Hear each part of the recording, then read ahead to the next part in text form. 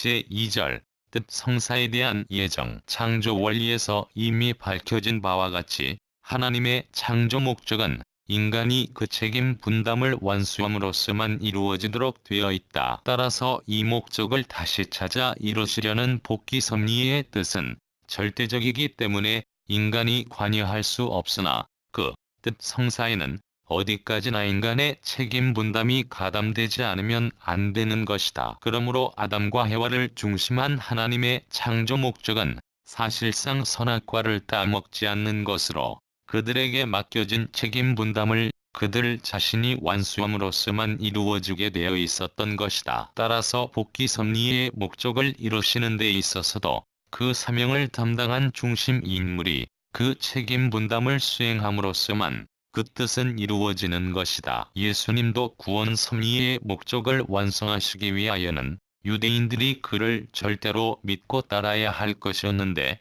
그들이 불신으로 돌아감으로써 책임 분담을 완수하지 못하였기 때문에 이 뜻 성사는 부득이 재림 때로 미루지 않을 수 없게 되었던 것이다. 그러면 하나님은 뜻 성사에 대하여 어느 정도로 예정하시는 것일까? 이미 위에서 논급한 바와 같이 복귀 섭리의 목적을 이루시려는 뜻은 절대적인 것이지만 그 뜻의 성사는 어디까지나 상대적이기 때문에 하나님이 하실 95%의 책임 분담에 그 중심 인물이 담당해야 할 5%의 책임 분담이 가담되어서만 그것이 이루어질 수 있도록 예정하시는 것이다. 여기서 인간 책임 분담 5%라고 하는 것은 하나님의 책임 분담에 비하여 극히 작은 것임을 표시한 것이다. 그러나 이것이 인간 자신에 있어서는 100%에 해당한다는 것을 알아야 한다. 이에 대한 예를 들면 아담 해와를 중심한 뜻 성사는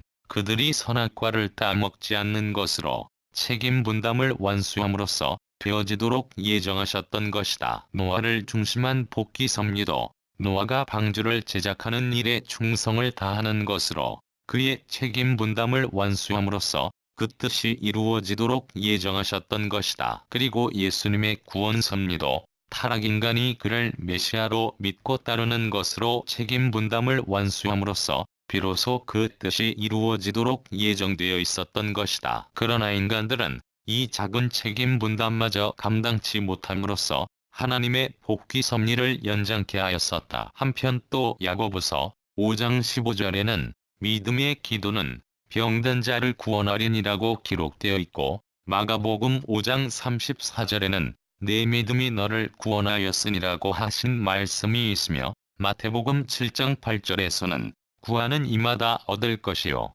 찾는 이가 찾을 것이요 두드리는 이에게 열릴 것이니 라고 하셨다. 이러한 성구들은 모두 인간 자신의 책임 분담 수행에 의하여서만 뜻이 이루어지도록 예정되었다는 사실을 증시한 것이다. 그리고 이 모든 경우에 있어서의 인간이 담당했던 책임 분담은 하나님이 그의 책임 분담으로 담당하신 수고와 은사에 비하여 얼마나 미소한 것인가를 알 수 있는 동시에 다른 한편 섭리적 중심 인물들이 그들의 책임 분담을 감당치 못함으로써 복귀 섭리를 연장시켜 왔던 사실로 미루어 보아 이 경미한 책임 분담이 인간 자신에 있어서는 얼마나 힘에 겨울 만큼 큰 것이었던가 하는 것을 가히 짐작할 수 있는 것이다.